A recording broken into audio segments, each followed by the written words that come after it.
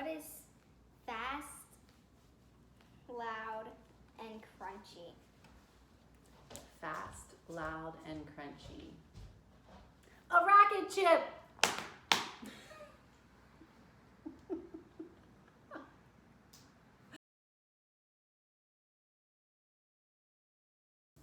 All right, so we're going to be playing some games as well as doing our usual warm-up, workout, and cool down.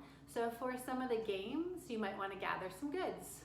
The things that you will need for the games include some soft balls. So if you have soft balls and your parents are okay with you throwing them around, you can use those.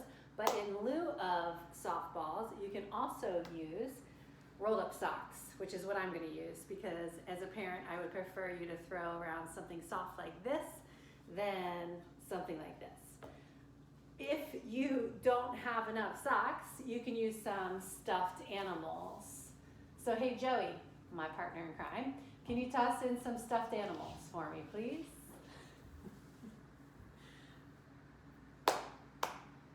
Little stuffed animals will work best.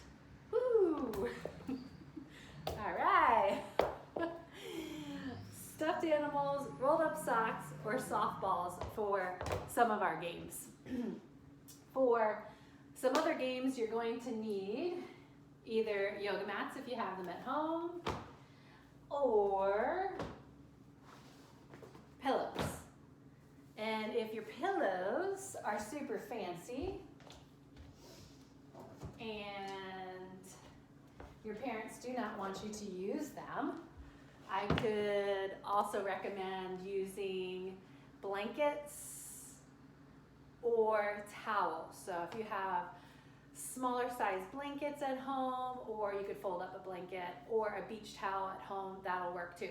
So these are the things that you're going to need for our games at home. The other thing you might want to have is some music. We definitely are going to use music for one game at least, but just to keep it festive and fun, music helps too. The games can be played by yourself or with a partner. So my partner, I think you guys know her. This is Joey. She comes to class sometimes. She's going to help me with some of the demos for the games. And if you don't have someone at home that you want to partake in, you can always play it by yourself. You can ask a sibling, you can ask a parent, you can ask anyone who might want to join you that's small or big. And if not, you always get your own friend right here in yourself. So I'm going to show not only my demos of the games with Joey, but also just as Coach Katie all alone. All right, so stay tuned.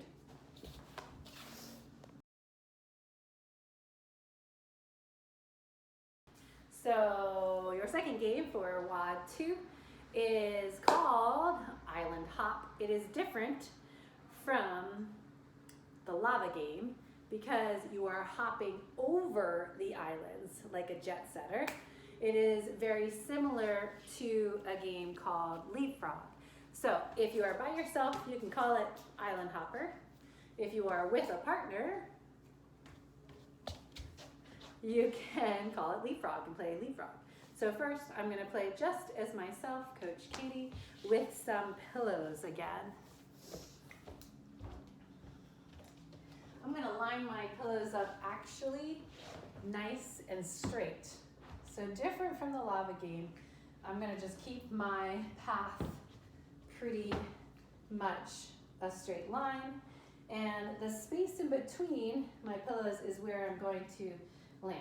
So I'm going to put my hands on the first pillow, squat down nice and low, and jump over it. Second pillow, like I'm visiting or traveling to this island, checking it out, and then I'm gonna jump or jet set over to the next island. So I'm gonna squat, and I jump, and then here's the next one, jump, and last one, jump. All right, so if I am playing with a partner, my partner is the pillow, so I don't need these. And I'm gonna jump over that partner, and then she or he is gonna jump over me. So I'm gonna have Joey join me.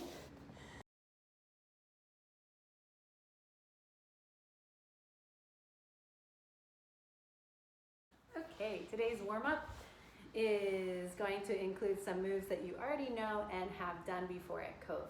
Joey's gonna help me demo some of them, and then I'm gonna demo some of them as well. The first part of your warm-up is going to be duck walk.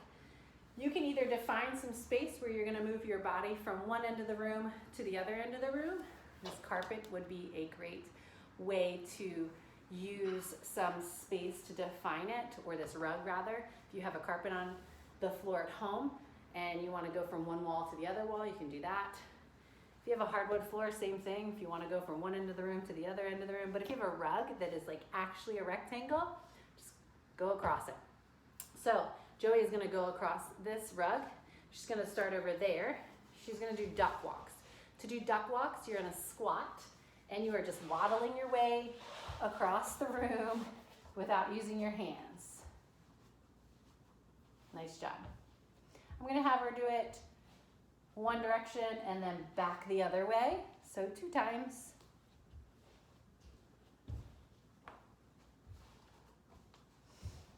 And then the next movement she's going to do using this rug to define our space today is a bear crawl. You guys are super familiar with doing bear crawls. It's just like a downward facing dog, but by actually walking forward and moving your hands and your feet. So go ahead. Nice and slow. We want to do it slow so we can feel a stretch in the back of our legs. Hips up, nice and slow. All right, I am going to demo the next couple bits of our warm-up. I'm actually going to take my socks off, mostly because we are going to be doing some inchworms and I don't want to slip. So an inchworm, just like a bear crawl and kind of like downward facing dog, you're going to start in that upside down V shape. I'm going to start in that upside down V shape. I'm going to walk my toes towards my hands. Because an inchworm takes up a lot of space and you might only get to do a couple of them, then you might want to have more space for this. I'm going to walk my hands forward and then walk my toes to my hands. Turn around, walk my hands out to that down dog, walk my toes to my hands. Now this is a pretty easy inchworm. I'm going to make it a little bit more challenging for those of you who want the challenge.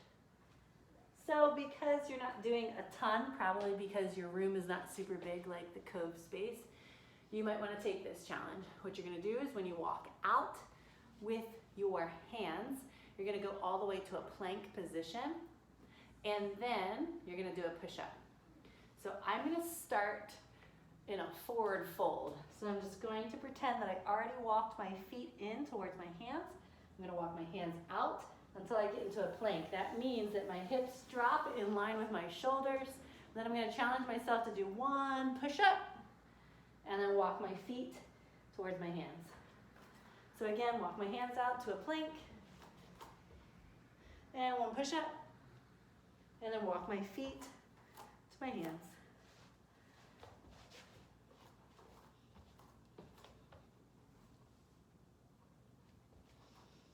That is your inchworm.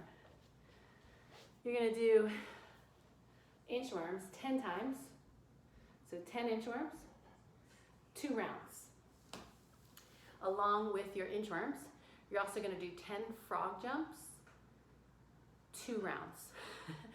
So I would do my 10 inchworms followed by my 10 frogs, and then I would repeat it. What's a frog? Well, unlike your duck walk where you stayed in the squat the whole time, what you're doing for a frog is you are jumping into that squat and then you are jumping back into your plank. So I'm going to do it first facing the side. I'm going to get back into that plank position. I'm going to jump my feet out wide outside of my hands. Into my squat, back to my plank. Squat, plank, squat, plank. I'm going to face forward so you can see it in a new direction. Hands on the floor, nice straight line in my body. from my plank to my squat, plank, squat, plank, squat. That is your frog hops. After that, you should feel super warm and ready for your workout.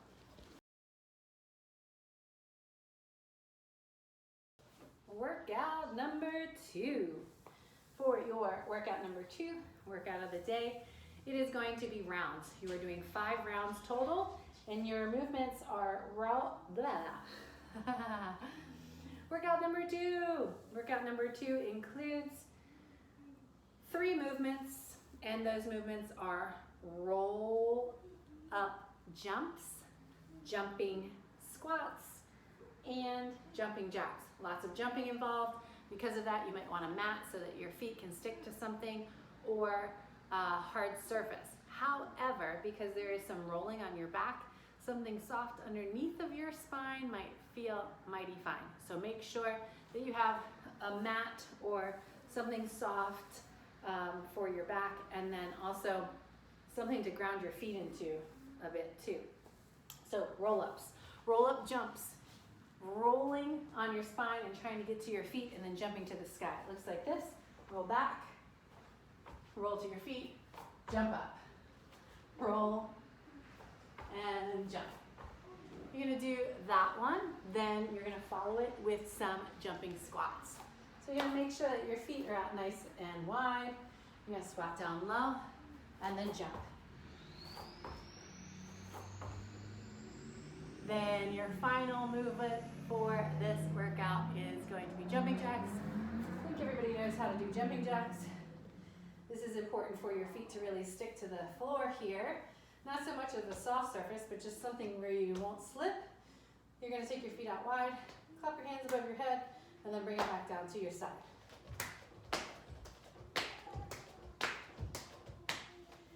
All right, 3 movements: roll-up jumps, jumping squats, and jumping jacks. You're gonna do that 5 rounds total. The numbers that you are going to be counting to for each movement are going to increase by 5. So you're gonna do 5 rolling jump ups, then 10 jumping squats, and 15 jumping jacks. 5, 10, 15, 5 times, 5 rounds total.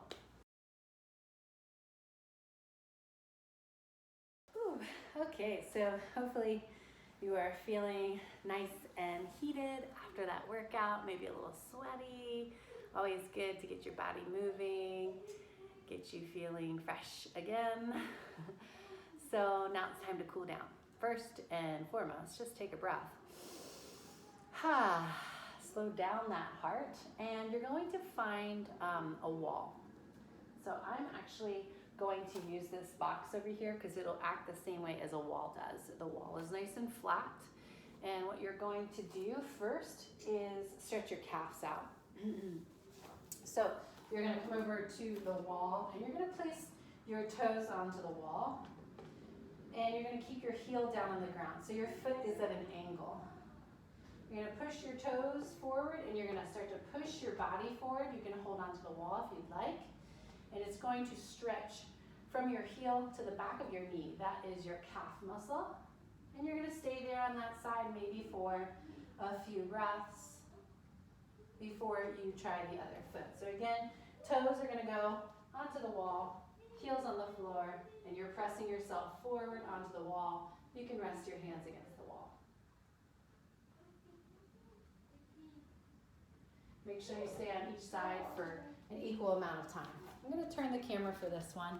You can still use the wall for this stretch, but this stretch is called the couch stretch. So I have a couch over here, and I'm going to use that couch for an example of how to do it.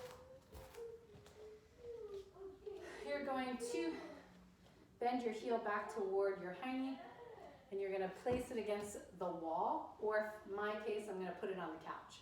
I'm going to tap my knee down to the ground, and then I'm going to push my tush, push my hiney back towards my heel. Nice big stretch in the front of your leg.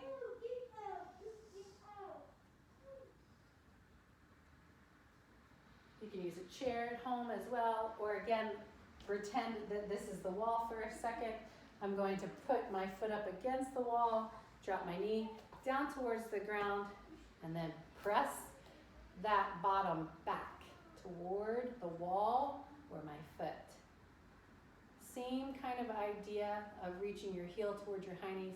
When you are doing heel kicks, you're just really trying to get your heel toward your bottom. I'll show you what it looks like away from the wall or the couch.